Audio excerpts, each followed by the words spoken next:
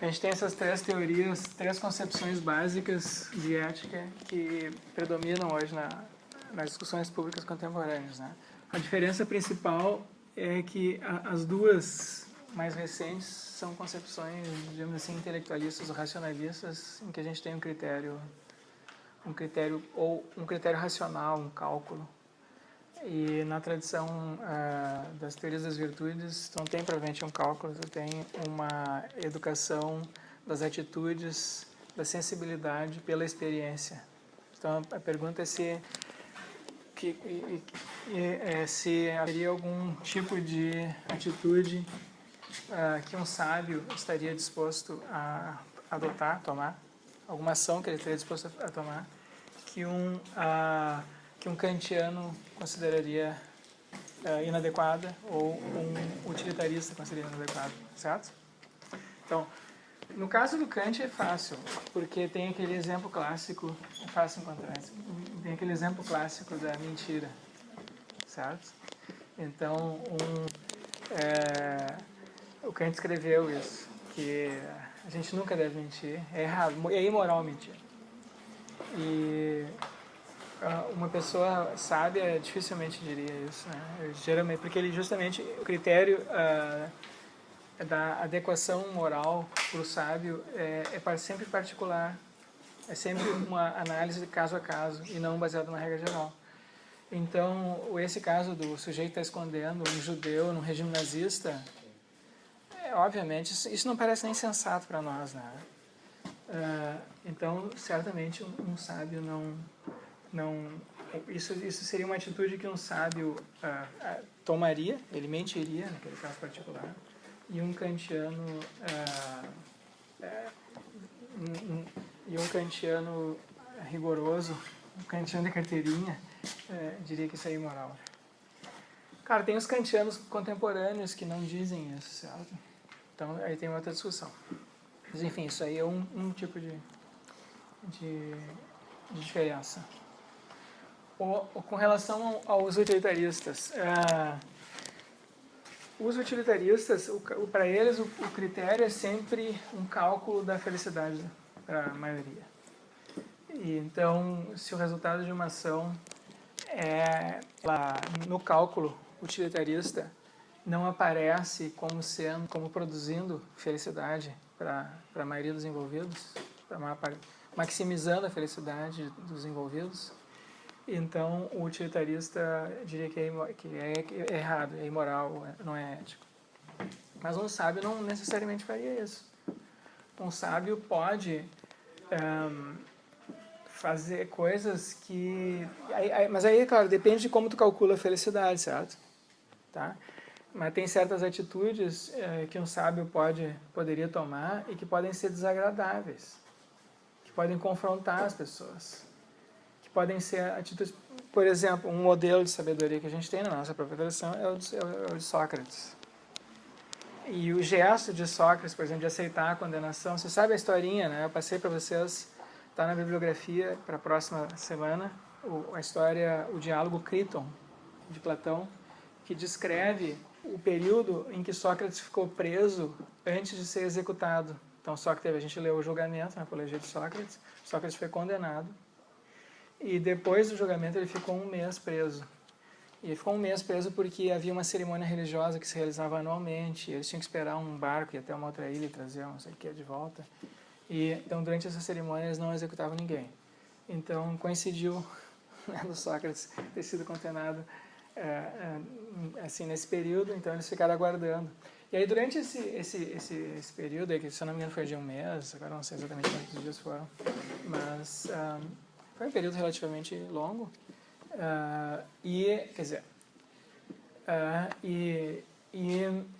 nesse período os amigos de Sócrates foram lá, iam lá visitar ele, tinham diálogos, e Platão registrou vários desses diálogos, entre eles o Críton. E nesse diálogo Críton, os amigos deles oferecem para Sócrates para ele fugir da prisão. Vocês vão fazer uma vaquinha, podemos subornar os guardas, e a gente arranjou um lugar para tu ficar no exterior, né? E o Sócrates, então, argumenta com eles. Não, vamos ver o que vocês querem dizer com isso.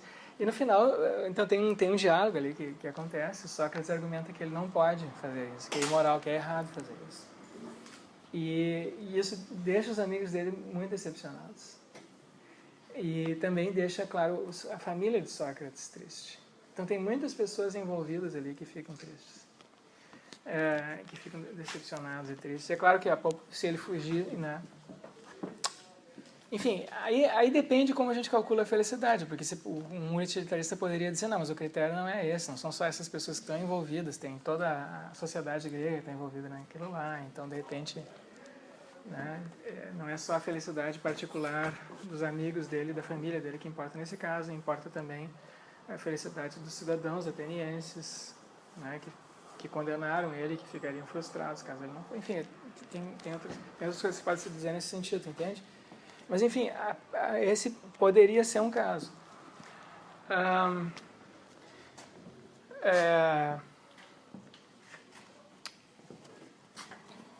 Em geral, o utilitarista argumenta que quando uma pessoa ou um grupo particular de pessoas é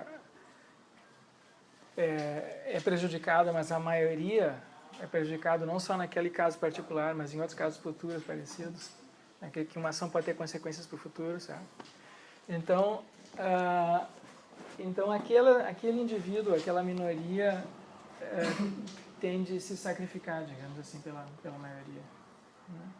E nem sempre o sábio, eu acho, acompanharia essas decisões utilitaristas. O utilitarista tem um cálculo geral que é impessoal, e o sábio considera o caso particular.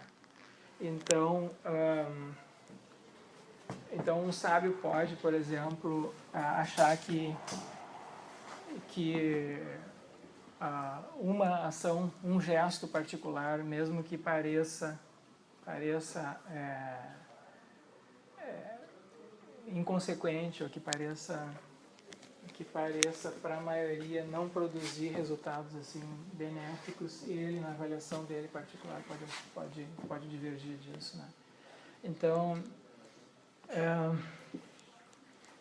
então vamos ver, é difícil da gente encontrar um caso assim que sirva exatamente, porque depende muito do como é que a gente faz o cálculo da felicidade, e depende muito das circunstâncias particulares ali do sábio, né? Mas tem muitas atitudes que no passado foram interpretadas como sendo atitudes de coragem, por exemplo, de enfrentamento nesse sentido, e cujos resultados foram às vezes belicosos.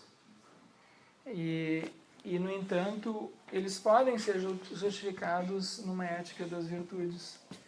Porque a ética da virtude não leva necessariamente a uma atitude, digamos assim, pacífica ou bondosa. Ela pode levar ao enfrentamento, né? Tu pode ter...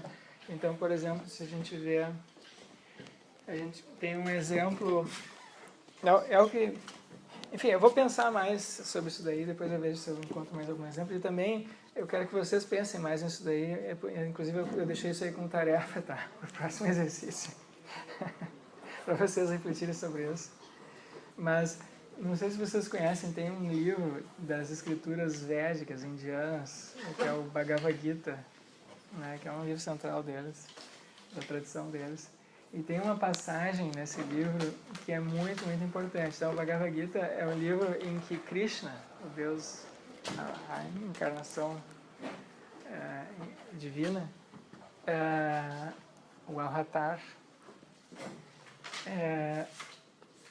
aparece e ele ensina para as pessoas ali o yoga. Então tem um monte de ensinamentos, mas assim, no Bhagavad Gita em particular, tem uma série de diálogos importantes com Arjuna, ou Arjuna, que é um príncipe. E o Krishna aparece como um servo, uma pessoa que está servindo. Ele aparece como um homem. E então esse Arjuna tem que enfrentar uma guerra, os quais estão envolvidos, e ele tem uma divisão na família e tal. E o Arjuna tem que optar, ou ele opta por ficar com Krishna, ou ele opta por ficar com um exército, não sei lá quantos mil homens, 10 mil homens, 50 mil homens, é um exército gigantesco. E ele opta por ficar com Krishna. Então isso é simbólico, né? Uma opção pelo divino, pelo sagrado, em detrimento da força, do poder bruto. E aí o Arjuna então vai ensinando ele coisas. E tem um episódio central nessa história, que é a véspera, no dia da batalha. Então, do outro lado desse campo, desse enfrentamento, estão pessoas que são parentes do Arjuna, são primos, tios, pessoas com as quais ele, enfim, que cresceram com eles, ele conhece as pessoas, tá?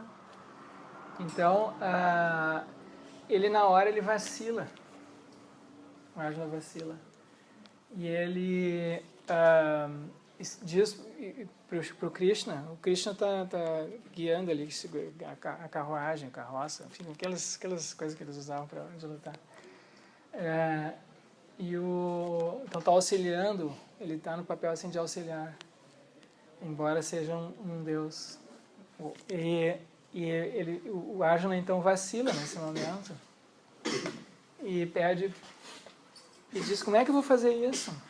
Como é que eu vou enfrentar, vou matar pessoas que são da minha própria família, que eu conheço? Como é que eu vou fazer isso? E o Krishna então diz para ele que ele tinha que fazer aquilo, porque ele tinha toda a história pessoal da vida dele levava até aquilo, que ele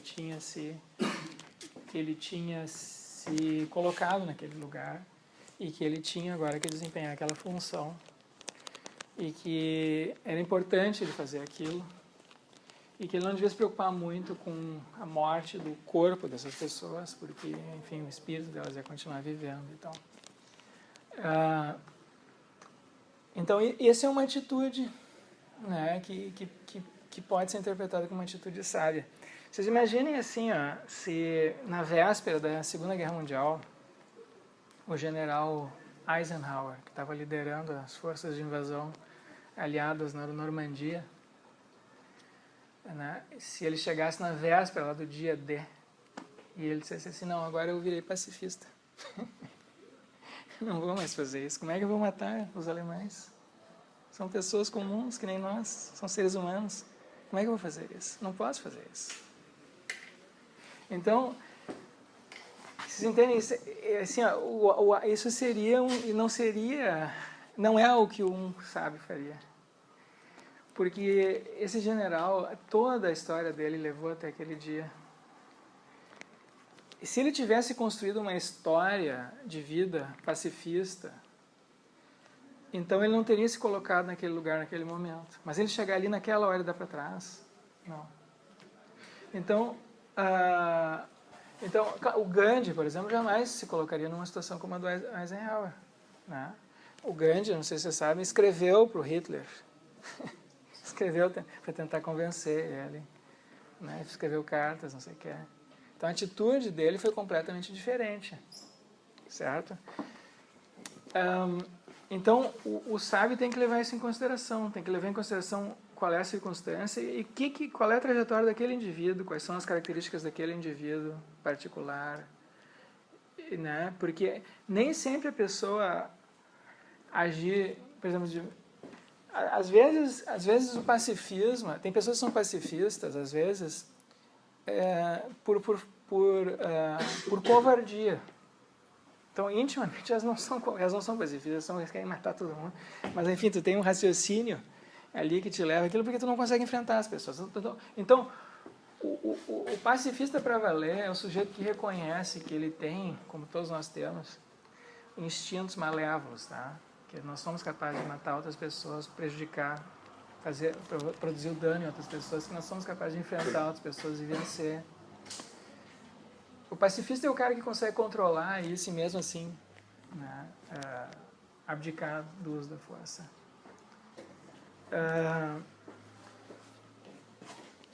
E a mesma pessoa, o sujeito que é corajoso, o sujeito que é um militar corajoso, né? A pessoa só sabe fazer isso, então ele não tem muita sabedoria, ele faz aquilo o tempo inteiro, não tem nenhuma. Agora esse sujeito ali que tem essa consciência reflexiva, né, como teve o Arjuna, ele teve a consciência, ele sabia o que ele estava fazendo, ele sabia que ele ia matar aquelas pessoas, mas ele foi adiante mesmo assim, com claro, o auxílio ali espiritual de Krishna, você entende? Então isso é uma avaliação muito, muito particular, que é típica de um tipo de avaliação moral ética de um sábio. Claro, isso são histórias, né? Essas histórias assim, são histórias que eu falei agora, de Krishna e Arjuna, do general Eisenhower, que são muito, assim, simbólicas, né? Estão muito arraigadas na nossa cultura, na nossa imaginação. Mas a gente vive essa mesma situação na vida particular, tá? A gente... E isso é que eu acho que o Jonathan Haidt tem razão com relação a isso. As éticas e as virtudes, a gente as usa especialmente na vida privada, né? Quando está lidando com a família, os relacionamentos afetivos, né? Com os filhos, com os pais. Então, tu pode ter uma regra geral de raciocínio que te diz, olha, a gente deve educar as crianças assim, ou a gente deve tratar os mais velhos assado, né? Isso pode estar de acordo aqui com princípios gerais de racionalidade tipo kantiano, de tipo utilitarista. Mas na avaliação da ética das virtudes, o que importa é aquela singularidade, aquela sua sensibilidade para um momento particular. E no momento particular... Então, por exemplo, eu pessoalmente sou pacifista. Eu acho que a guerra enfim, é uma infelicidade, né, grande. E eu acho que é muito difícil assim, encontrar casos em que a guerra seja justificável. Eu não sei se tem, mas enfim, a minha tendência é mais pelo pacifismo. Embora tenha essas questões de legítima defesa e tal, então eu não sei bem o que pensar disso. Mas a minha tendência é achar que todos os casos de violência são moralmente injustificáveis. Então, minha tendência é adotar esse princípio geral, entende? Então, nesse sentido, porque eu fui influenciado nisso por um livro de Tolstói. Um livro de Tolstói, você conhece Tolstói, o escritor russo, escreveu um livro que se chama O Reino de Deus está em vossos corações. Que é uma frase da Bíblia, do Evangelho, um dos Evangelhos. O reino de Deus está em vossos corações. Ou está em vós, está dentro de ti. Né? E o Tolstói escreveu esse livro, que é um livro, não é um romance, é um livro intelectual, de críticas à igreja cristã. No caso, ele está criticando mais explicitamente a tradição ortodoxa russa, né, oriental, o cristianismo ortodoxo russo, mas isso também as versões ocidentais vale também, porque o que eles fizeram foi basicamente a mesma coisa. E ele está dizendo que ele argumenta que o cristianismo é incompatível com qualquer forma de violência, né? E aí ele mostra frases do Evangelho, de Jesus Cristo, dizendo, se uma pessoa me agride, me bate um lado, tem que dar outra face, enfim, que o cristianismo é uma religião de amor, de tolerância, de perdão, e que, portanto, a violência, mesmo quando a gente é agredido, a gente não pode revidar. Tem uma passagem nos evangelhos, quando Jesus é preso pelos romanos, né? Tem um dos apóstolos, não me engano, agora não me lembro se é Pedro ou um outro. Pedro. Pega uma espada e corta a orelha de um soldado romano. Aí Jesus vai lá e cola de volta. E Jesus recrimina Pedro. Diz, não é, tu não pode fazer, tu não pode revidar. Tu não entendeu o que eu falei. Entendeu? Né? Entende? Então, e o Tolstói diz isso. O Tolstói diz que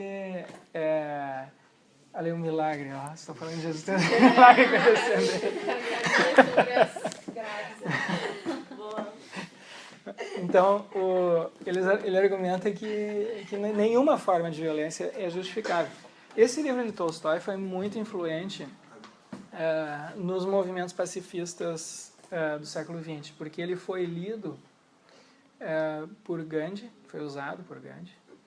O Gandhi leu esse livro quando eu estava morando na África do Sul, depois quando ele voltou para a Índia, ele voltou pacifista. E depois, através de Gandhi, influenciou Martin Luther King. Então esse é um livro muito, muito importante, tá? Os argumentos ali são muito...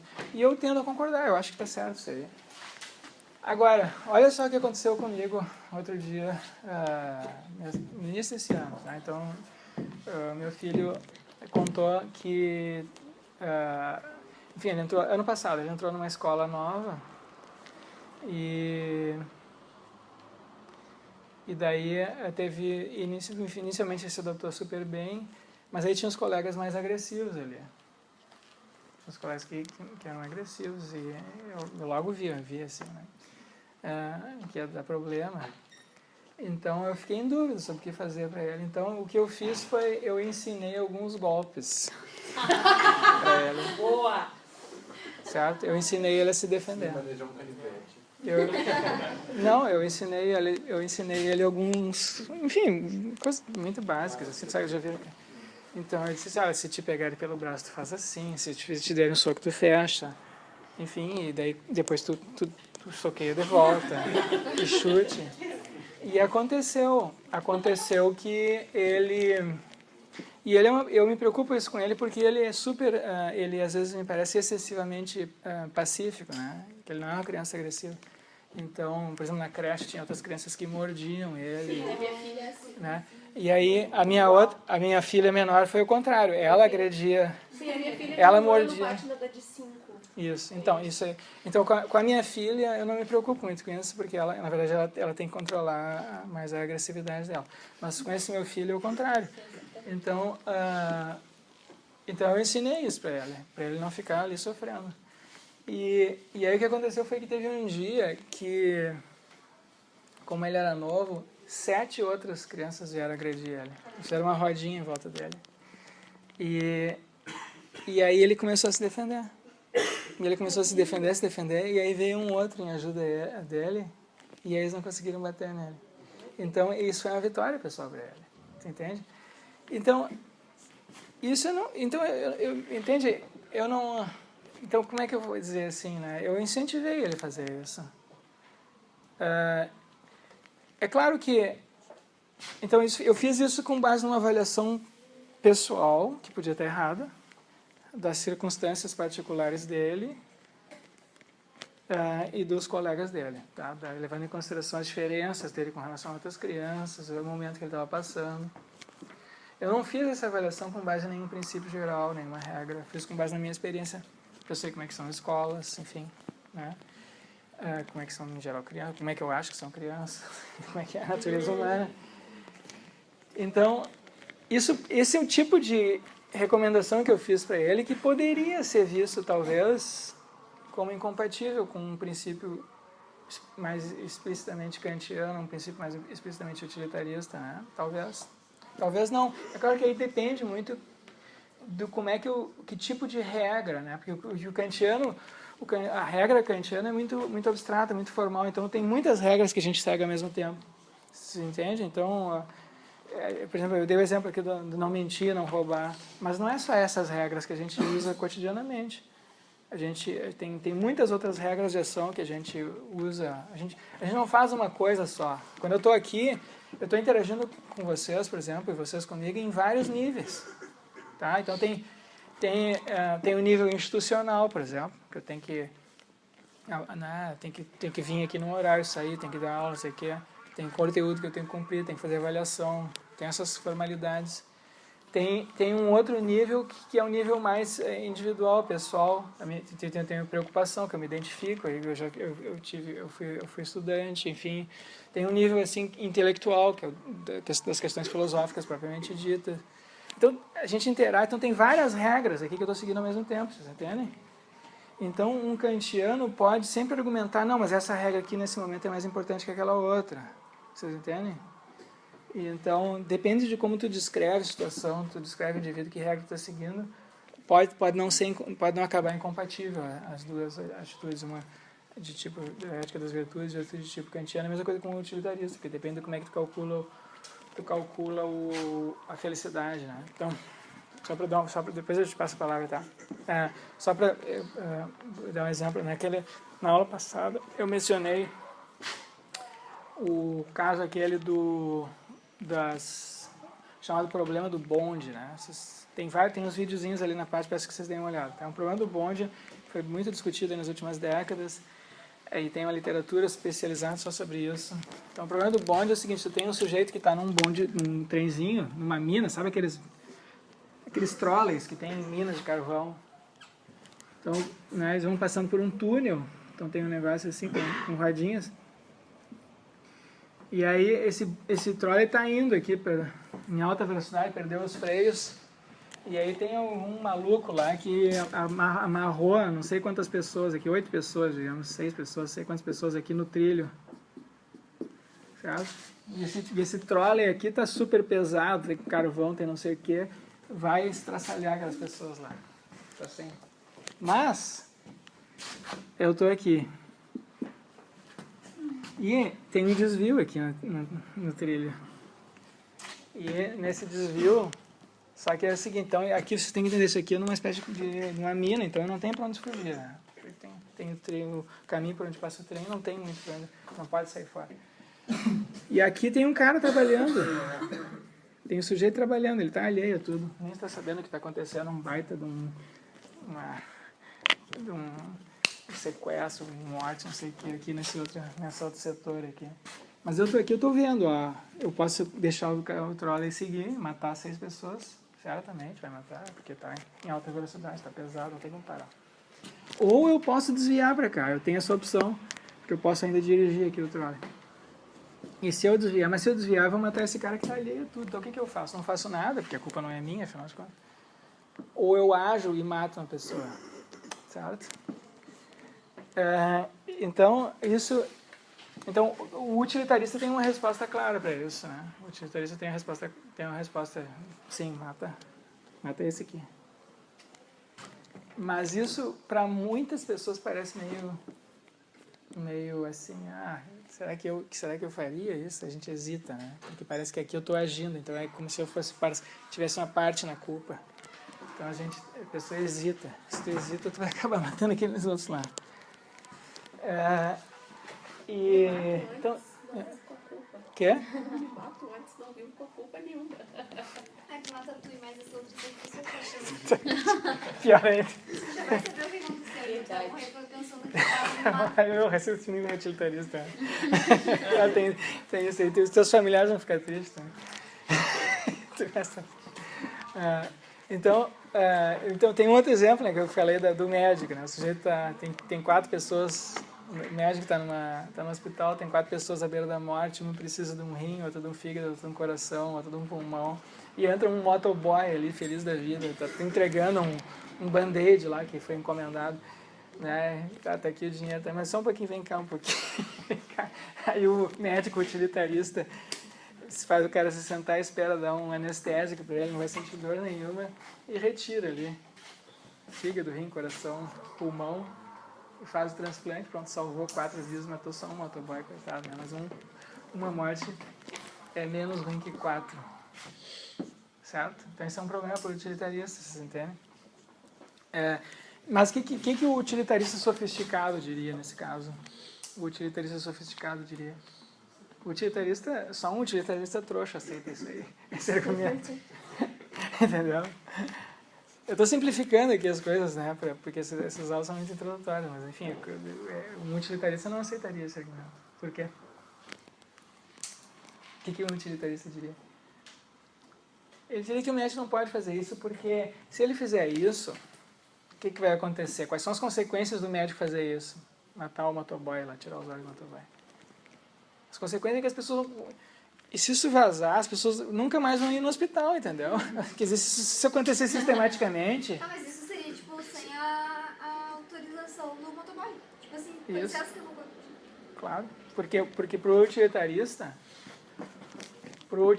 a moralidade ou não de uma ação não depende da vontade. É um cálculo abstrato. O que é certo e o que é errado não depende... Né? Mas, claro... Eu entendo o teu ponto, tá certo. Então, o médico não pode fazer isso primeiro, porque as pessoas vão ficar com medo de ir no hospital. Porque se os médicos adotarem isso aí como regra, então ninguém vai querer mais ir nos hospitais, porque os médicos, eu posso entrar saudável e sair morto, né? Né? E, então isso vai ser pior, entendeu? A longo prazo, porque... Também de órgão. Claro, a gente está assim, realmente simplificando muito, né? Tem mais esse problema.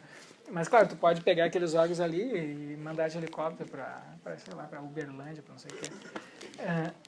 Lá onde tem uma pessoa que precisa daquele tipo de órgão, daquele tipo de sangue, enfim. Mas o utilitarista diria, não pode fazer isso, porque aí isso aí vai causar uma catástrofe de confiança, né, no sistema hospitalar. Isso aí, a médio e longo prazo, vai ser muito pior para a felicidade de todos os envolvidos. Claro, tu poderia evitar isso agora introduzindo essa cláusula aí, que é de autorização. Mas se tu depender de autorização, então ninguém vai fazer, certo? Só que a menos que o sujeito seja um utilitarista realmente convicto. Se for um utilitarista realmente convicto e achar que a morte dele não vai trazer nenhuma infelicidade nem para ele nem para ninguém, ou é menor do que a felicidade que vai ser produzida nos outros casos, ele meio que se suicidaria, né? Ele se suicidaria voluntariamente. E Tá, mas isso não é nada, assim, isso não é nada sábio, vocês entendem? Isso aí contradiz completamente com as tradições que a gente tem das éticas das virtudes. E aí tem várias razões, aí tem a ver assim com... eu vou falar sobre isso mais quando a gente vê... a gente vai ter umas aulas no final agora sobre o sentido da vida, né?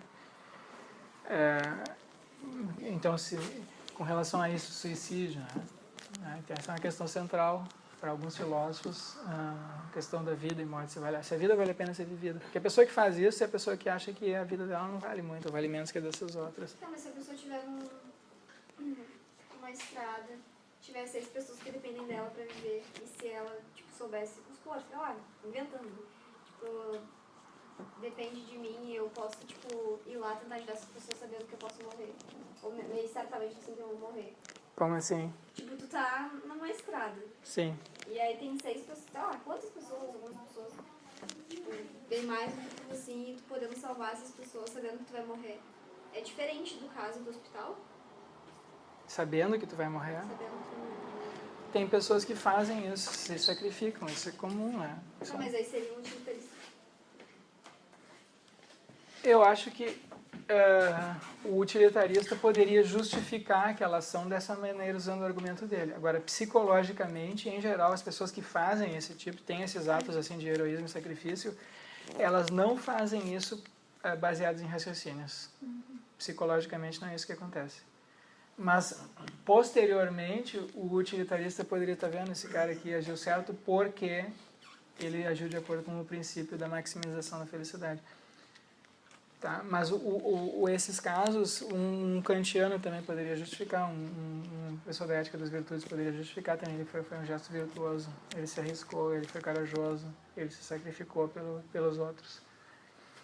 Pode ter sido uma tolice também, né? Pode ter sido uma tolice também, pode ter sido uma burrice. Então a gente tem que avaliar caso a caso. Mas tem muitos casos que não são tolice, que são pessoas que estão perfeitamente cientes, né, de que elas estão colocando a vida delas em risco. E elas fazem isso voluntariamente, tipicamente, por exemplo, nas guerras. O sujeito vai defender o seu país, enfim, a sua causa lá. E ela se sacrifica pelo grupo. Né? Então, há muitos casos assim, nas guerras. É que não dá pra ver muita diferença entre... Tipo, tem um grupo lá no meio da estrada, ele vai se sacrificar, e ele no hospital não. Ele não aceitaria esse tipo de coisa no hospital, pra mim, né, no meu ver. Entendi, tipo, o motoboy não iria morrer pra salvar. Mas se tu estivesse na estrada, tu Tu vê aquelas pessoas ali, sei lá, é que são diferentes parece que situações, são, né? Parece que, mesmo que seja a mesma quantidade de pessoas que porque estão eu acho dependendo de ti, parece que são situações Se ele diferentes. entra pra Sim, levar as um band-aid, circunstâncias. ele tá de boas no dia a dia, entendeu? É. Mas se ele tá na estrada, vai ter toda a questão da adrenalina e pá, e, tipo, não vai raciocinar, Sim. né? Tem que ver, assim, em ética, cada caso é um caso. Então, as circunstâncias assim, enfim, históricas, pessoais, individuais, modificam qual regra é mais apropriada naquele caso particular. Então, é diferente do raciocínio que a gente usa nas ciências. A gente tende a usar nas ciências um raciocínio universal. Então, se a gente está falando de um elétron, 2 elétrons, isso não vale para todos, né? O que vale para um vale para todos. E na ética, vocês podem ver que isso é um princípio do direito também, né? Seguidamente a gente vê nas decisões judiciais, cada caso é um caso. Esse caso aqui é diferente de todos os outros. Nunca teve um caso exatamente como esse aqui. Porque essas circunstâncias aqui... Esse aqui é o ponto. Todas as circunstâncias da nossa vida são únicas. Nada se repete. E cada um de nós é único. Então... esse é o ponto central da ética. Isso é que é salientado nas éticas das virtudes, certo? É a singularidade dos eventos e dos indivíduos. Então, mesmo que tu tenha uma regra geral, ela sempre pode acontecer dela não ser aplicável naquele caso particular. E aí, tu não tem como conhecer todas as circunstâncias possíveis, porque são infinitas possíveis. Então, tu não tem, em última análise, na ética das virtudes, como se guiar exclusivamente por regras. Tu tem que ter uma intuição, um sentimento, uma sensibilidade. Tipo assim, quando, não sei se pode ser atribuído isso, mas quando uma pessoa está roubando, né? No caso, seria errado. Só que a pessoa, tá morrendo de fome, sei lá. É um caso diferente de uma pessoa, né? Claro. Mas é a mesma circunstância aqui, né? De situações diferentes. Claro, sim. O corrupto lá em Brasília é bem diferente do cara que está passando fome aqui e está roubando para levar para casa. É muito diferente. Inclusive, existe esse caso tipificado no direito penal brasileiro, isso é chamado furto famélico. É o sujeito que rouba alimento para se alimentar sua família. Então, esse caso aí ele não é... se eu não me engano, ele nem tem punição, se a gente faz isso. Mas não é o cara que fala... então é furto, tá? Só roubo de propriedade, não tem violência, não tem agressão, não tem morte, não tem nada. Tá? Tu entra no galinheiro lá do teu vizinho e pega, não sei o que. Ou entra remédio também, pode ser. Ô professor, então... Quer dizer, remédio eu não sei como é que é, tá? Mas vamos ver. Então, pelas coisas que tu disse agora, eu estava pensando que uma atitude ética, eu poderia dizer isso, que uma atitude ética, ela depende muito mais do externo do que as tuas condições como ser humano. Porque tu até tinha dito antes do general que, e agora, será que eu mato os alemães? Mas são seres humanos. Talvez para ele isso não condiz com a natureza dele. Mas tinha tantas atitudes externas, coisas que dependiam dele, que ele abriu mão do próprio ser. Que se ele é um general, se ele se colocou naquele lugar, ele se educou para aquilo. Ele não teria virado general se ele não tivesse aquela inclinação, se ele não tivesse treinado naquilo, se ele não fosse excelente naquilo que ele faz. Então, essas são circunstâncias que exigem altíssima competência, entende? Porque o sujeito para virar o comandante geral dos aliados não é para qualquer um. Então tem muitas assim habilidades ali, mentais, físicas, morais que mas são... daí o Gandhi, por exemplo, que era pacífico, né? Na natureza dele talvez teria um lado maligno, digamos assim. Só que talvez ele viu a pobreza do país dele, ele viu tipo a miséria, ele via que as coisas precisavam, essas coisas externas, entendeu? Que falaram mais alto para ele. E o lado pacífico se desenvolveu mais que o maligno, ao contrário do general. Não, mas o general não foi maligno. Por que ele teria sido maligno? Porque ele matou pessoas? Mas isso por si só... É aí que tá. Isso que eu estou tentando mostrar. Eu não acho que ele tenha sido maligno. Eu acho que o Hitler foi maligno. Mas o Eisenhower não. Quer dizer, pode ser que o Eisenhower tenha feito coisas malignas, não sei. Mas assim, pelo mero fato dele ter liderado as tropas aliadas para evitar o que estava, para combater o que estava acontecendo na Europa naquele momento, ao contrário, foi um gesto, eu acho, de virtude, de heroísmo até, de sacrifício, né?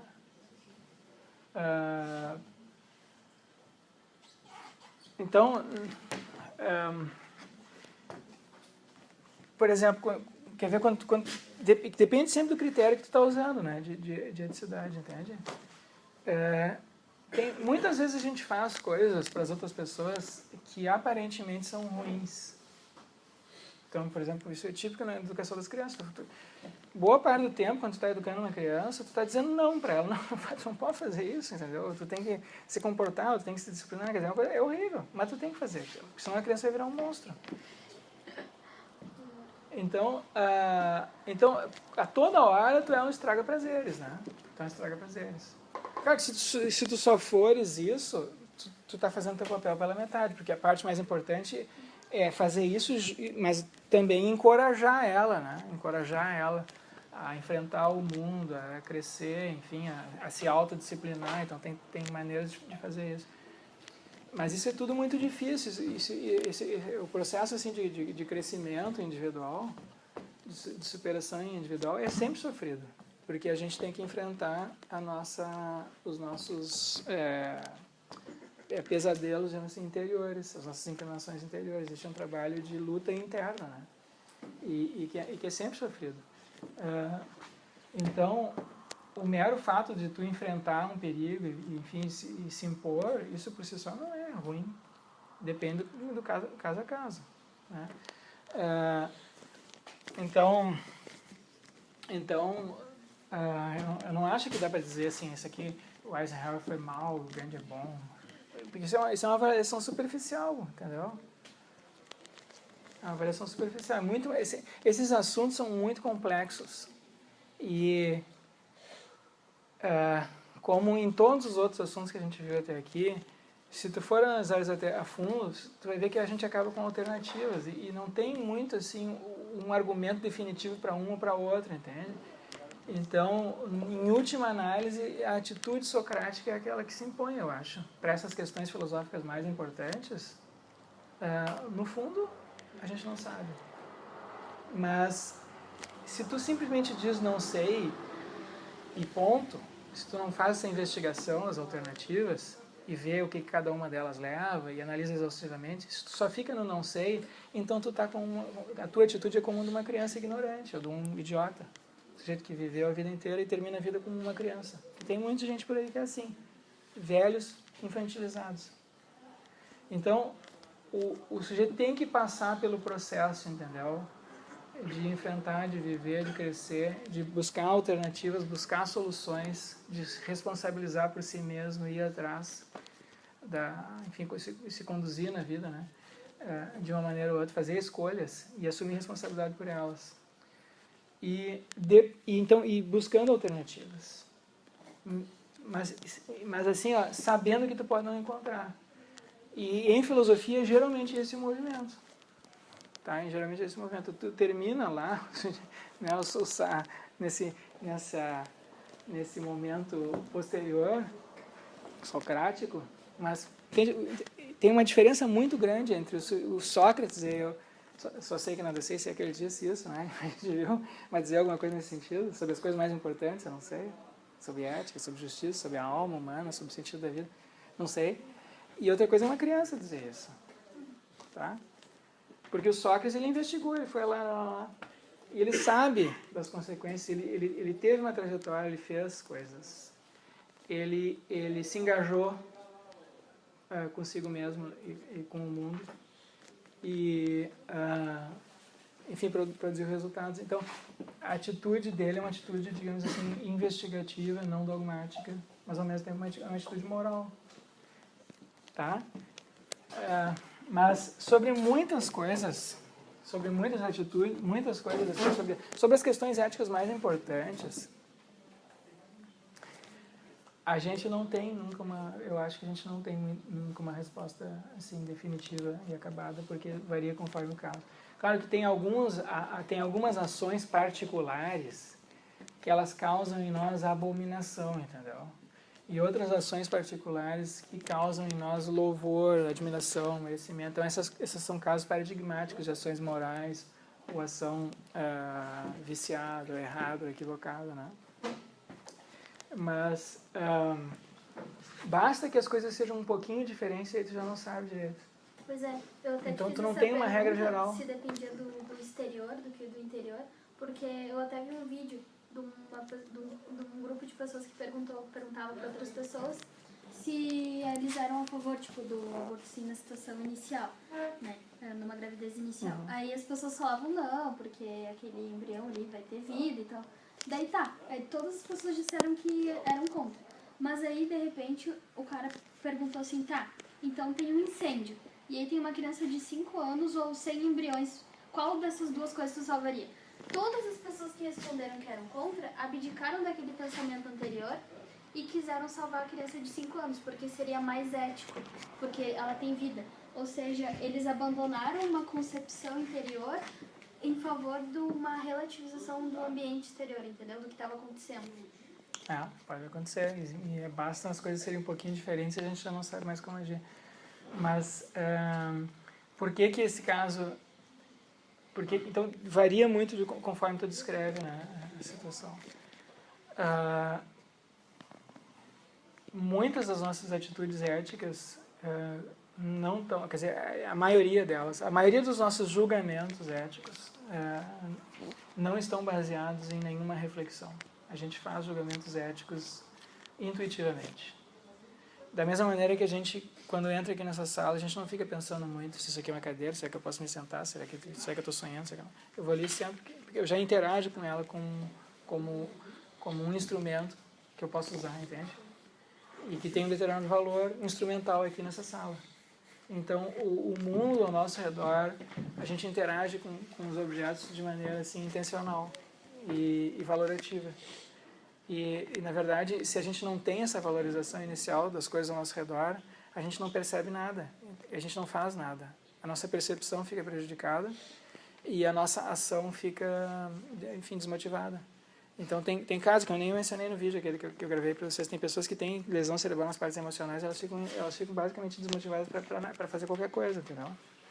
Elas não reagem, elas perdem a emoção. E isso também afeta depois as capacidades cognitivas. Elas não conseguem fazer julgamentos, coisas que para nós parecem sensatas e óbvias, para elas, isso é outra possibilidade, que tal, né? Porque a emoção, o sentimento, faz um filtro inicial da realidade. Ela já apresenta a realidade para nós de uma certa maneira. Tá? E é esse filtro inicial que nos leva a julgar as coisas de determinada maneira. Então, a gente já tem certas predisposições que são universais dos seres humanos. A gente tem a predisposição para a justiça.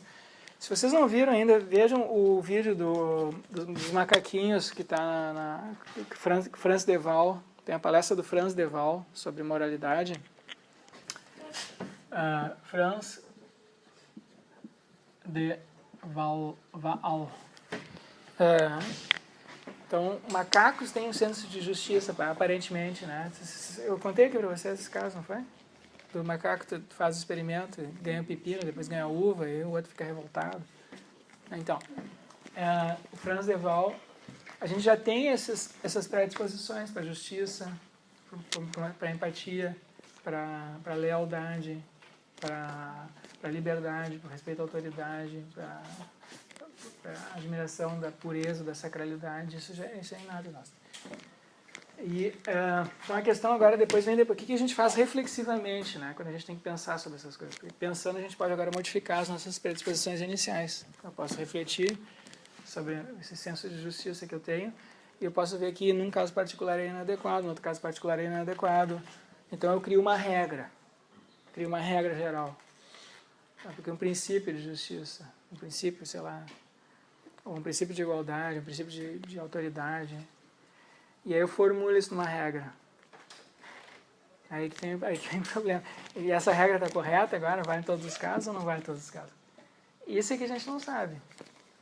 É quando a gente dá esse segundo passo reflexivo, tá? E aí a gente tem que ter opções, várias opções aqui. E, bom, tá. Antes tu queria falar, depois tu...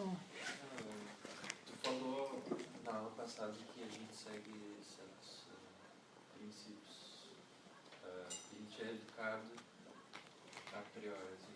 Eu vou ser educado contigo, mesmo sem te conhecer, né? Essas coisas assim. Com crianças? Sim, a gente imita os outros, sim. É esperado isso, né? Mas se alguém agir mal, assim, te xinga, alguma coisa, tu já não vai ser educado com essa pessoa de novo, né? Tu vai ficar mais... Entendeu? Entendi. Tá. A gente tende a adotar regras de reciprocidade, né? A gente trata bem as pessoas que nos tratam bem e tende a se afastar das pessoas que nos tratam mal, quer dizer, rejeita elas, enfim, se afasta delas. E daí, no caso do teu filho, não tem... eu acho que foi certo, assim, mas não é porque a regra geral está errada, mas porque porque... Mas qual é a regra geral? Bom, é errado bater nas pessoas, digamos assim. Sim. Isso seria errado. Sim. A regra pode estar certa, mas as outras crianças não estão cumprindo a regra. Certo. Então, não tem motivo para... Sim, a legítima defesa é aceitável, não a agressão. Sim, tem gente que diz isso, né? Tem gente que diz que a única guerra justa, aceitável, é a guerra de autodefesa. A violência, o uso da violência para se autodefender. Mas só na medida que tu está se protegendo, porque na hora que tu já deixou de se proteger, já está agredindo o outro, só pode usar a força para se proteger da agressão do outro, não pode revidar. Tem gente que diz que isso é um uso moralmente aceitável da força. Sim. Porque se todo mundo seguisse esse princípio, não teria essa situação. Claro, sim, tem esse argumento aí também, né? Ah. E outra coisa, o utilitarismo, hoje não tem como... Eles só falam de coisas passadas. Certo, mas deixa eu só dizer, tem essa possibilidade, entendeu? De eu adotar essa regra que está dizendo aí. Eu não vou agredir ninguém, porque é errado, mas eu vou me defender, mesmo usando da força, quando alguém me agredir. Isso é uma regra. A regra que o Gandhi adotou na Índia não foi essa. A regra que ele adotou é essa: vamos deixar eles nos agredirem. E não vamos revidar. O que nós vamos fazer é não cooperar. Se eles pedirem para a gente fazer uma coisa, por exemplo, sair da frente, eu não vou sair. Eles ficam lá sentados na frente numa estrada, num lugar. E aí nós não vamos usar ninguém. Se eles nos baterem, nós vamos aceitar que eles nos batam. Mas se eles pedirem para a gente parar de fazer o que está fazendo, a gente não vai fazer. Nós não vamos cooperar com eles. Tá? Entende? Então, essa é outra regra possível. Vocês viram um filme Gandhi, aquele famoso que ganhou o Oscar? Tem uns 20 anos já esse filme. É muito bom. Ali conta a história do Gandhi. Vale a pena ver. Tem a autobiografia do Gandhi também, que vale a pena ler, que chama... como é que é? Minhas Experiências com a Verdade. É o título da autobiografia do Gandhi.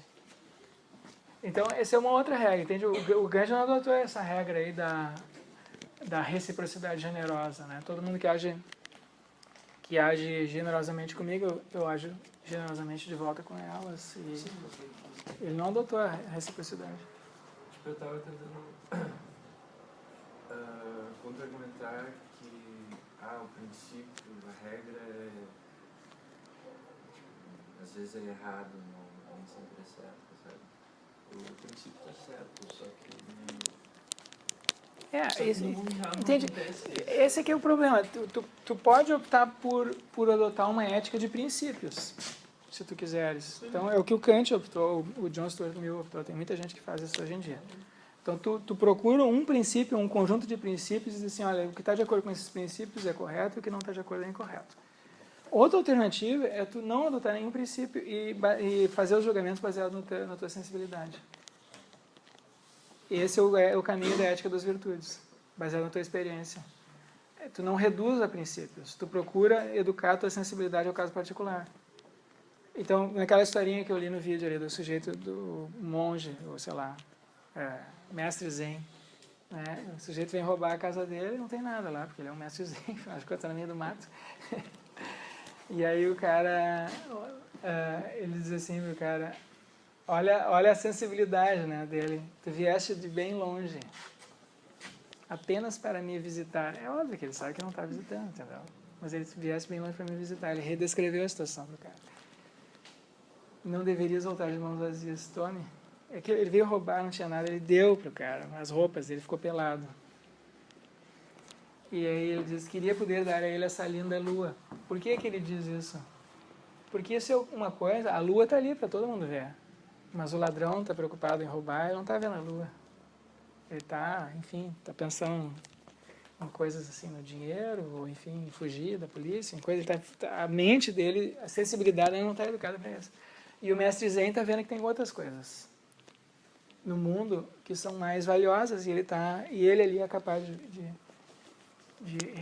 viver isso, entende? Essa é uma ética que não está baseada em nenhum princípio, nenhuma regra racional. É uma ética baseada na educação dos sentimentos e das emoções. E da percepção, portanto. Porque a emoção e os sentimentos afetam a percepção, né? Certo? Você sabe disso, né? Isso é uma ética que pode gerar distorções, não? Que é? Isso é uma ética que pode gerar distorções, do Com- tipo, o cara vai assaltar o outro e pela experiência de vida que ele teve, etc. Ele acha que tem que sentar o pau no cara. Sim, mas aí ele não está sendo virtuoso. Aí ele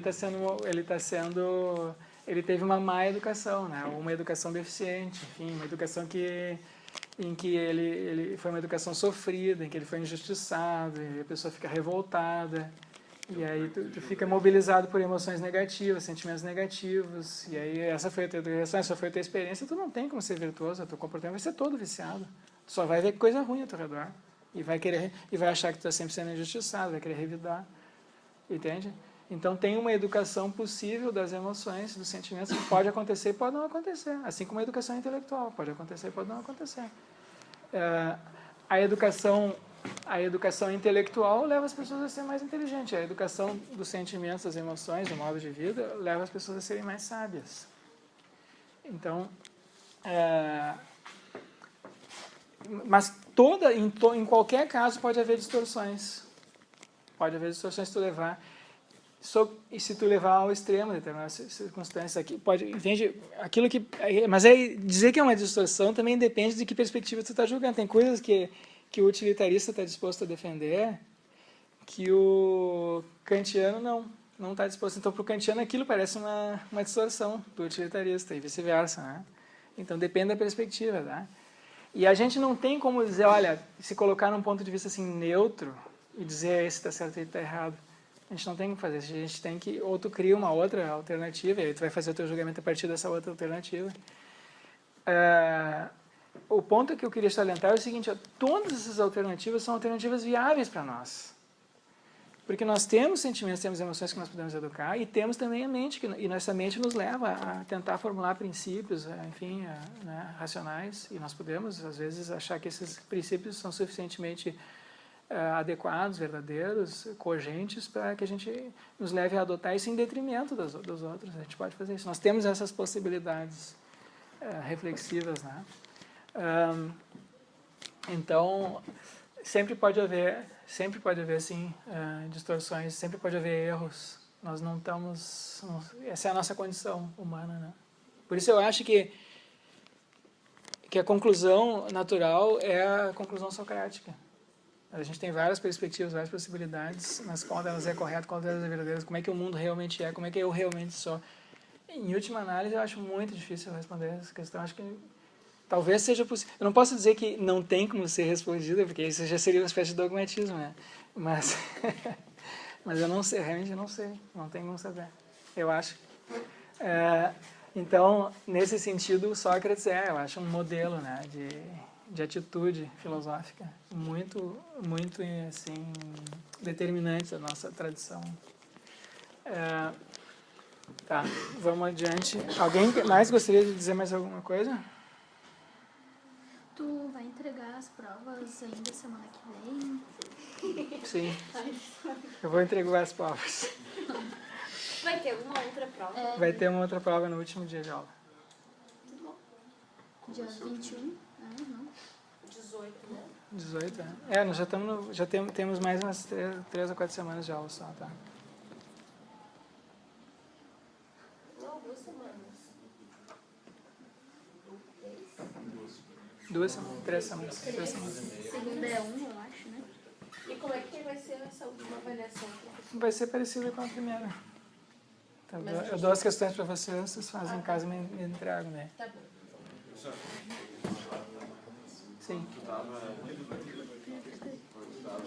elucidando os exemplos, né, de princípios éticos, né?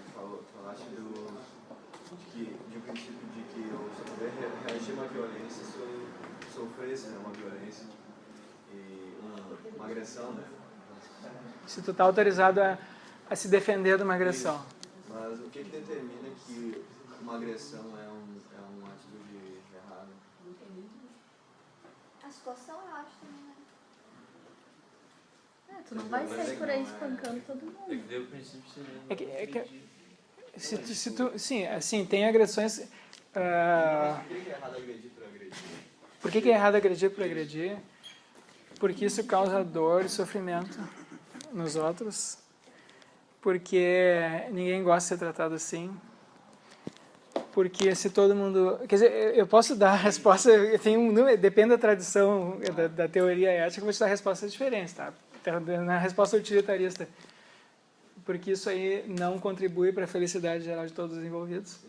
Porque não só a pessoa que está sendo agredida é prejudicada, mas tu também, porque tu está dando vazão a emoções e sentimentos negativos em ti. Isso vai trazer... Isso vai moldar o teu caráter, a tua mente, de uma maneira psicologicamente ruim para ti. Na concepção kantiana é errado porque essa regra não é universalizável. Se todo mundo agisse assim, não haveria sociedade, não haveria... Eu próprio seria prejudicado, né? Porque todo mundo ia poder me agredir e eu não tenho como querer isso. E na ética das virtudes, porque não é de bom senso isso. Não é bom senso. Mas aí, tipo, tá partindo desses 3 pontos, né? Sim, me dá um outro ponto aqui, se seja aceitável. Eu não tô propondo Tá. um ponto, só tô propondo, tipo, sei lá, assim, o que controla isso, né? O que controla esse ser errado e o ser certo, além desses exemplos que tu falaste. Porque eu posso não considerar esses teus exemplos como que servem pra mim, sabe? Eu posso viver eu posso ter uma concepção de mundo e de existência que me autorizem a fazer isso, sabe? Claro, tem. Nós temos um passado muito violento. Não poderia ir por uma linha de passe, se a pessoa não conseguir se defender ou sei lá o que. Ela merece. O problema dela. O problema merece ser exterminado. Os fracos têm que ser exterminados. Sim, foi o que os nazistas fizeram, né? O resultado disso é o nazismo, entendeu? Ou alguma coisa parecida com isso. A eugenia. Tu acha que tipo, as pessoas não saem por aí matando as outras ou agredindo por medo de punição? Depende. Olha, Sim, isso acontece. Isso é muito comum. Tem no É estado muito que é comum. maior. Isso é mais comum do que a gente gostaria de admitir, tá? E mesmo para pessoas que nem nós aqui, que são... Tanto, eu acredito nisso A também, pessoa não que cola na prova porque tem medo de ser punida. tanto as punições... Sim, acho muito bom isso. Tanto as punições sociais quanto as espirituais também, né? Que muitas pessoas que vivem Claro. em tradições espirituais não vão fazer certas coisas. Claro, mas deixa eu dizer assim, é Pedro? Pedro.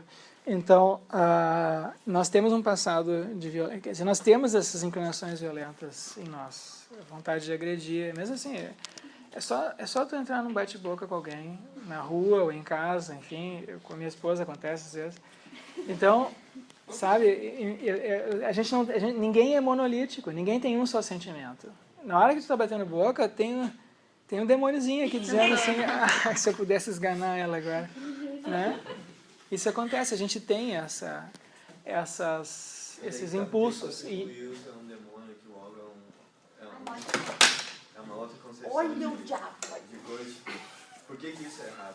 por que é errado? Talvez Tá. seja. é que eu acho que toda concepção ética ela se baseia em algumas máximas, que não vai ter como... Não, das virtudes não.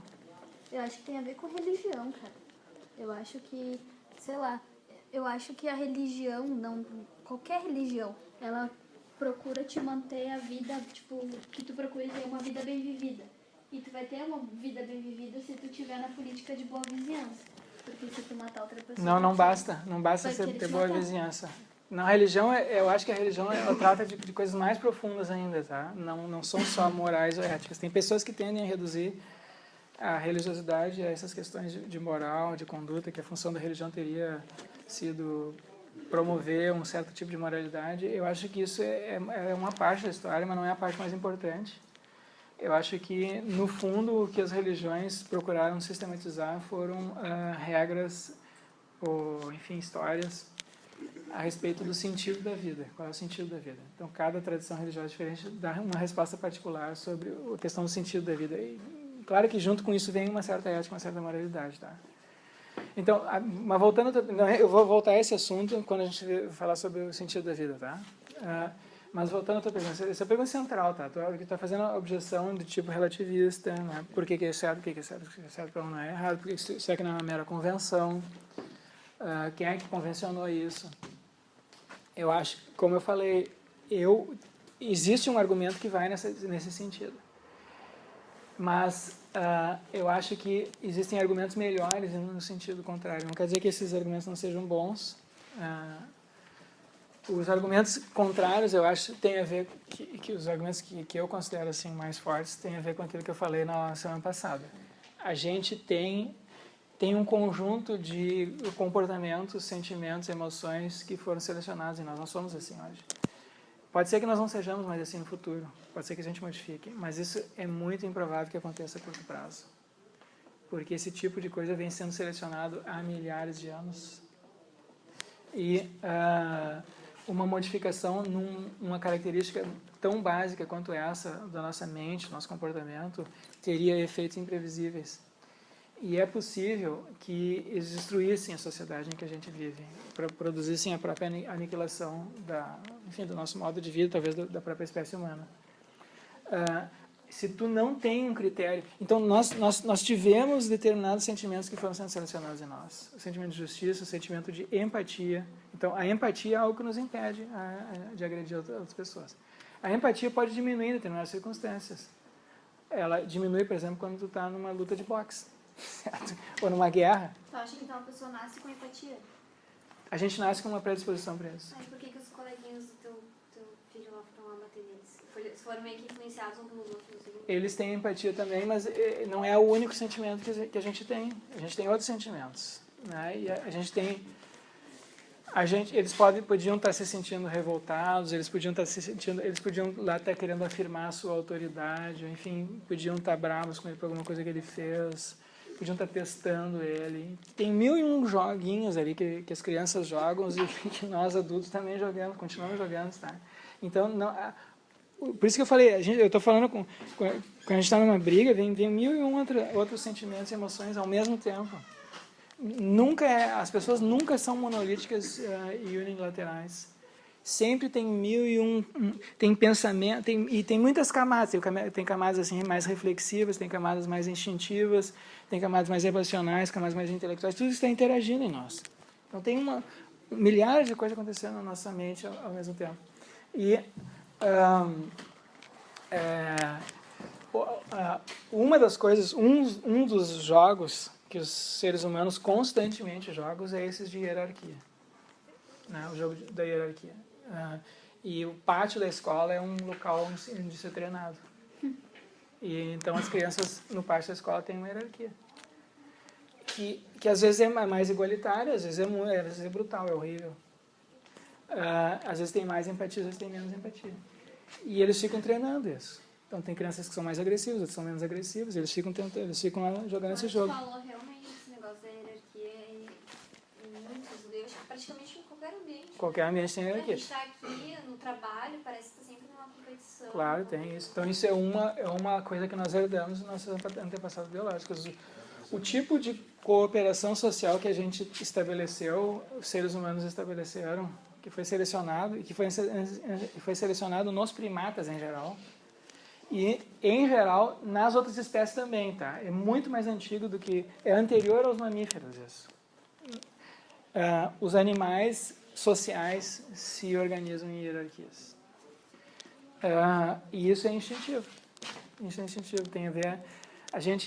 então, quando a gente está conversando uns com os outros, a própria postura da pessoa já tem mil uma coisa que o cérebro vai perceber, que a nossa mente vai lendo ali no comportamento, na maneira de falar, na maneira de se portar, no que ela diz, o que ela não diz, na maneira que ela está vestida, que são indicadores, né, de hierarquia social.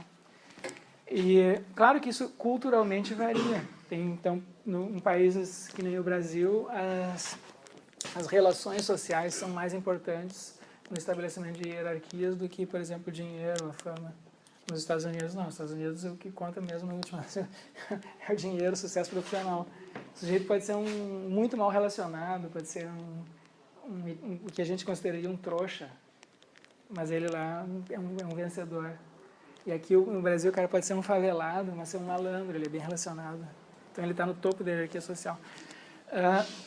Então, isso varia culturalmente, mas sempre tem hierarquia, tá? Sempre tem. Então, isso leva. Certo? Além disso, meninos são mais agressivos que meninas. Isso também foi selecionado. As mulheres têm mais empatia, em geral, estatística. É claro que tem mulheres que são muito agressivas. Mas isso é psicologicamente comprovado? sim. Em geral, as mulheres são menos agressivas que os homens. E são mais empáticas. Mas isso não quer dizer que tu seja assim, tá? Sim, não, ok, não. Generalizando no caso, assim. É um dado estatístico. Sim, entendi. Então... Mas será que não é a sociedade meio que... Não, isso é anterior à sociedade. Isso é muito mais antigo que isso. Tá? Esse mesmo tipo de fenômeno a gente encontra em chimpanzé, em orangotango, entendeu? É a mesma coisa. E tu encontra em todas as sociedades. Então, é muito improvável que seja todas as culturas, coincidentemente. Coincidentemente, assim em todas as culturas. E coincidentemente foi assim em todos os períodos históricos. Isso não é coincidência. Tem algo mais básico aí. Então... Por exemplo, por que vocês acham que você vai na prisão aqui? A população prisional feminina é muito menor que em geral é assim, né? É de 10 para 1. De cada 10 presos, 9 são homens, ou mais. 1 é mulher. Por que isso? E a mulher, às vezes, que é presa, é a mulher que se envolveu com um cara violento. Entendeu? Então... E com relação à empatia, existe uma história biológica. Por que os homens são empáticos também, alguns mais, outros menos, tá? Mas em geral, estatisticamente, as mulheres tendem a ser mais empáticas e é biologicamente esperado que tenha sido assim. Isso tem a ver com a criação dos filhos, né? Os seres humanos pequenos dependem muito mais das mães do que dos pais. E é provável que isso tenha sido selecionado. A evolução biológica selecionou mulheres empáticas, porque nos primeiros meses, nos primeiros anos, nos primeiros 4 anos de vida, é muito difícil cuidar de criança pequena. É um cuidado de 24 horas. Tu tem que ficar 24 horas cuidando da criança. Assim, se tu não tem uma predisposição emocional para fazer aquilo, tu joga a criança pela janela, entendeu? E tem pessoas que fazem isso.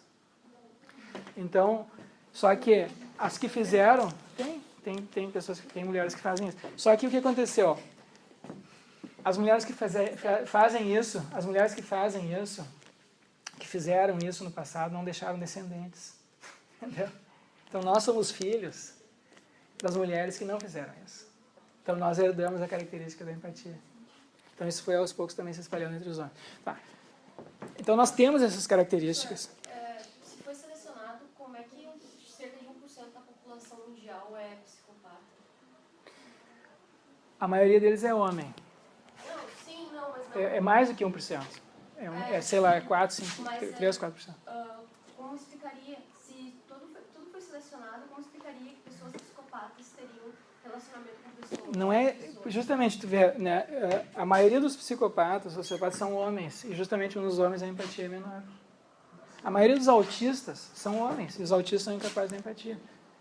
Então, que assim, tem uma espécie de... trade-off, a expressão que se usa. Eu não tenho muito como traduzir eu não sei como é que se traduz. Ganha e perde. A expressão que se usa em economia, trade-off. Então, Trade-off é quando você se afasta da cultura que você está inserido, do mercado que você está inserido. Não, por exemplo, trade-off, assim, em economia, os economistas dizem assim que todas as ações na economia têm uma reação, produzem uma reação. Então, por exemplo, se nós elevássemos agora o salário de todo mundo, isso produziria inflação. E aí ia diminuir, não, entendeu? Então, a gente tem um sistema, né, em que se tu interfere numa variável, por exemplo, se tu aumenta muito a produção, os preços caem. Se tem excesso de produtos no mercado, os preços caem. E os preços caindo, o lucro dos produtores diminui e eles não vão querer investir tanto nisso, vão trocar para outra coisa. Enfim, daí tem esses ciclos, tá? São trade-offs. Então, nunca tu tem uma coisa que tu possa fazer que vai resolver o problema. Qualquer coisa que tu faça, tu tem que ir balançando as coisas, chegando a um equilíbrio. Tu entende isso? Então, a mesma coisa com relação ao desenvolvimento das nossas capacidades mentais. Se tu vai aumentando algumas características dos seres humanos, isso vai produzindo problemas em outras características. Então, por exemplo, assim, é comum pessoas que são altamente criativas e inteligentes serem também deprimidas, passarem por ciclos de depressão. É um trade-off mental. Entende? Mas a psicopatia também não é apenas genética, por exemplo. Por isso que eu acho que ela pode ter sido selecionada, certo?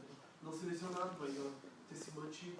Porque ela tem um fator genético, mas ela também tem um ambiental. Então, o cara Claro, não, todos... O gênio da psicopatia, mas tem empatia. Claro, todas essas características não têm assim nenhum determinismo genético, isso é o que a literatura vem dizendo, né? Tem uma interação do potencial genético com o meio ambiente. O sujeito pode nascer com um grande potencial empático, por exemplo, uma mulher, um homem, e aí ele nasce, sei lá, ele é maltratado, ele não sei o que, ele vai ficar embrutecido, ele não vai desenvolver esse seu potencial. Ele pode nascer com uma mente, um cérebro genial, potencial, mas ele não teve nenhum estudo, na verdade ele passou fome no início e o cérebro não se desenvolveu direito, depois ele fica com o QI lá embaixo, porque ele ficou desnutrido nos primeiros anos, nos primeiros meses. Né? A gravidez ele já prejudicou, enfim, então tem sempre esses fatores, tá? Então, é muito difícil, são coisas assim difíceis de explicar, mas tem um todo que tu precisa levar em consideração. Não? Não, é que geralmente pensamos que psicopatas são assassinos, mas isso não é verdade. Por exemplo, tem certas profissões que atraem pessoas que têm esse problema, como cirurgiões. CEO. E outros. Só que eu não entendo se todas as coisas foram selecionadas, como posso explicar que determinadas características que seriam prejudiciais para a reprodução, por exemplo, ou para a vida em sociedade ainda permaneçam? Por exemplo? Por exemplo, a própria psicopatia. Não Porque que a ela... pessoa não possa se envolver, mas geralmente isso seria uma coisa que não é benéfica. Olha só, tem coisas que não são selecionadas diretamente, elas são selecionadas indiretamente. Tem outras coisas que são selecionadas e aí elas trazem essa consequência. Por exemplo, é muito improvável que... Você sabe que tem algumas pessoas que têm chamado ouvido musical absoluto, né? Elas escutam... Pitch, né? Não sei como é que se chama... Eu acho que é ouvido absoluto. Então, a pessoa escuta uma nota, ela sabe que nota é. Em geral, as pessoas precisam comparar uma nota com outra. E aí, essa aqui é o dó, então esse aqui é o ré. E assim por diante, tá? E tem gente que nem eu que pode escutar a nota qualquer, não sabe. Não consegue conhecer nada. Então, por que isso foi selecionado? Tem uma percentual da população que nasce com isso. Mas isso não tem nenhuma vantagem adaptativa com isso. Só que a gente... Entende? Sim, eu entendo. Só que Por exemplo, como... pessoas que não nascem no siso, isso não vai ocasionar qualquer processo. Nós tivemos desenvolvido outras habilidades intelectuais, sensitivas, até estéticas, e aí o resultado disso é que, como tem variedade na população, sempre tem variações, algumas vão nascer com essa sensibilidade adicional. Sim, mas no caso da empatia, ela seria fundamental para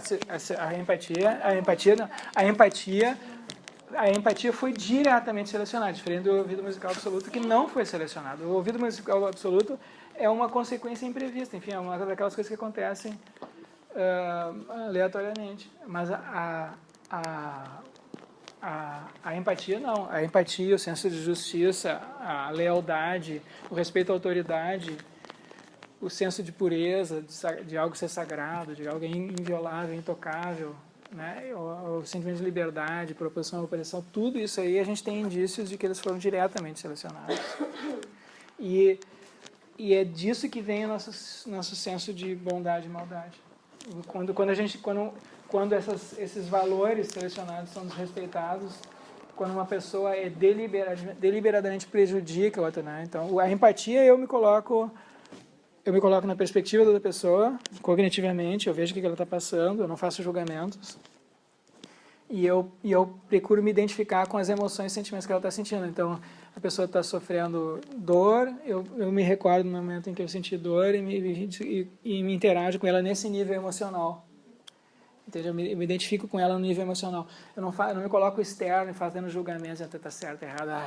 Ou eu digo assim, coitadinho, gente, coitadinho, tu tá sofrendo aí. Isso não é empático. Né? O empático, ele disse, eu tô aqui, enfim, já passei por isso, sei como é que é, vamos adiante. Não sei se eu que tenho relacionamentos muito... Porque a maioria das pessoas que eu conheço, eu não consigo ver essa empatia que tu diz. Tem, todo mundo tem, não te preocupa.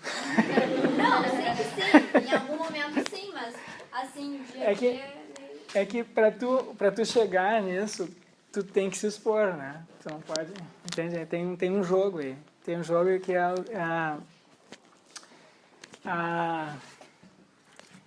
a empatia, para ela acontecer, tu precisa se apresentar para outra pessoa, não pela tua fachada social, profissional, enfim, familiar.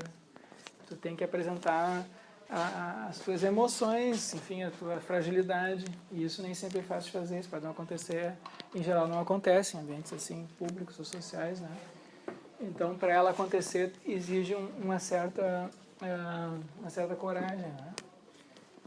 Eu vou voltar sobre esse assunto aí quando a gente falar sobre o sentido da vida, porque tem uma dinâmica aí que é o que produz, eu acho, que é o que dá sentido à vida das pessoas. Uma das coisas que dá sentido à vida das pessoas é o sentimento de estar conectado uns aos outros, que também foi altamente selecionado em nós. A gente tem uma coisa, assim, é impossível uma pessoa passar pela vida sem ter frustrações, sofrimentos, problemas, né, ansiedades. É impossível isso. Mas a gente consegue lidar com essas coisas. Na verdade, a gente tem uma estrutura intelectual, cultural, feita para lidar com esses problemas, desafios ambientais, desafios de sobrevivência, desafios psicológicos, desafios sociais, como lidar com brigas, como lidar com não sei o quê, né, frustrações. A gente tem estruturas mentais, culturais, psicológicas, que foram se consolidando nesse sentido. Mas aquilo que realmente traz o sentimento, uma das coisas que traz o sentimento de satisfação com a própria vida, de estar vivendo, de que a vida está valendo a pena, uma das coisas é o sentimento de estar conectado a outras pessoas nesse nível pessoal, não no nível profissional. Eu tenho colegas aqui, enfim, se eu me relaciono com as pessoas, elas se relacionam comigo pelo que eu sou. Por exemplo, aqui com vocês aqui, eu não tenho com nenhum de vocês propriamente uma relação pessoal, eu tenho relação de professor, então é uma relação meio profissional, meio acadêmica, né? Então, se todas as minhas relações, quer dizer, talvez no futuro a gente se relacione, mas assim, a pessoa, o que realmente traz o sentimento uma das coisas que traz o sentimento de que a vida está valendo a pena é a gente se sentir conectado a algumas pessoas, a um grupo de pessoas, ou mesmo que esse grupo seja meio abstrato, seja mais idealizado, se eu me sinto conectado a isso, eu sinto que tem algumas coisas que são mais importantes do que a minha própria vida, que a minha vida vale a pena, que tem um sentido, né? Então, por exemplo, na minha vida pessoal, nos últimos anos, a minha relação com a minha esposa e com os meus filhos tem sido determinante nesse sentido, porque, enfim, é inevitável, né? Como são crianças pequenas, eu tenho que me dedicar a elas, são mais importantes do que eu.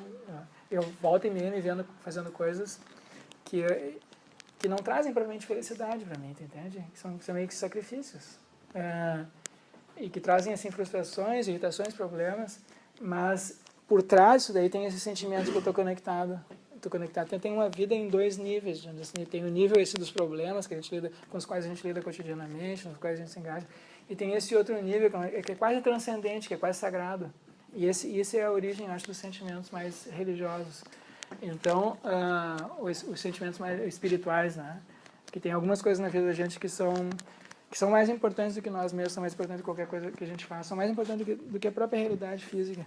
Que uma delas é esse sentimento de estar conectado. Então, uma coisa que é muito assim, frustrante para as pessoas é o sentimento de estar desconectado. É o sentimento de estar sozinho, é o sentimento de estar, enfim, o sentimento de ser traído por alguém que tu gosta, com relação a qual tu se sentia conectado, né? Então, isso traz muita frustração e quando não é bem resolvido, gera revolta, gera raiva, né? Gera assim, um sentimento de nojo, de desprezo.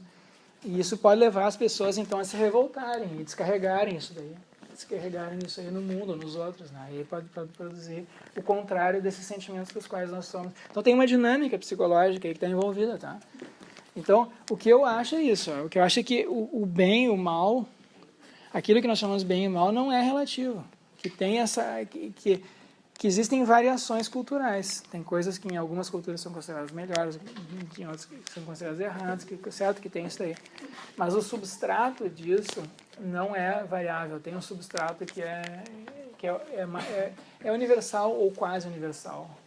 E é isso que nos faz dizer que algumas coisas são boas e outras são ruins. Mas, tipo, isso que tu falaste, né, de essas questões valorativas serem características herdadas, né, de natureza do processo de seleção, né, natural, dos nossos ancestrais, e só que tem características físicas também, né, tipo, o nosso formato humanoide, acredito, né, que foi meio que se adaptando, sendo selecionado através dos milhares, milhões de anos, né, os nossos braços, nossas pernas se desenvolveram dessa forma, né. Só que, tipo, tu vê também que ao longo da história a gente acha formas de subverter, né, de às vezes potencializar ou de modificar essas características, né, tipo, com a finalidade de otimizar um resultado, né, sei lá, a gente andava a pé e começou a andar a cavalo e logo estamos andando de carro, né. Tenta otimizar o resultado do caminhar, né, do correr, do, sei lá, carregar peso também, a gente inventa máquinas, ferramentas, né. Tu vê que, tipo, a gente não, às vezes, subverte, né, o que a gente herdou através da seleção natural, a gente não preserva. Não preserva, né, tipo, essas questões de valores também, né, tu vê que... Qual valor básico foi subvertido? Não, eu estou propondo um exemplo, eu estou dizendo... Tá. Não, eu acho que não tem como subverter isso. Eu acho que se a gente subverter um desses aí, o resultado é catástrofe social. As sociedades que experimentaram com esse tipo de relativismo aí se deram mal. Mas eu não estou dizendo isso em grupo, né? Eu como indivíduo. Também tu como indivíduo. Eu acho que o resultado de tu não viver de acordo com isso daí é o niilismo e o suicídio. É a tristeza, é o sofrimento. É o sentimento de estar desconectado dos outros, de que a tua vida não faz sentido, de que tu não é responsável por nada, de que tu pode viver a tua vida como tu quiser e de que tudo só depende de ti. Enfim, essa é uma receita para uma vida frustrada, eu acho. Eu acho que, eu não apenas acho, eu acho que a gente tem bons indícios psicológicos na literatura psicológica, na literatura de ficção. Aquele livro que tu mencionaste na outra aula, do Dostoiévski, é um livro desse tipo. Crime e Castigo. Não, esse é o Irmãos Karamazov. Tá. Então eu acho que no Crime e Castigo aparece isso bem nitidamente. Mas eu acho assim que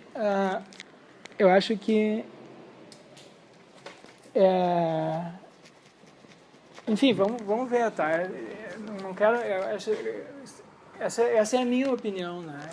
Então vamos continuar. Eu vou fazer o seguinte, eu não vou ter tempo de eu vou gravar, eu não vou ter tempo de dar uma aula aqui de filosofia política.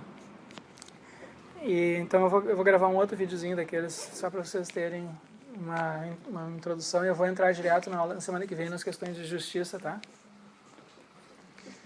Quem não assistiu o vídeo, esse que eu mandei para vocês, peço que assistam. Eu sei que o som ficou meio ruim, mas tá, se quiserem a gente retoma esses assuntos na semana que vem depois. Tá bom?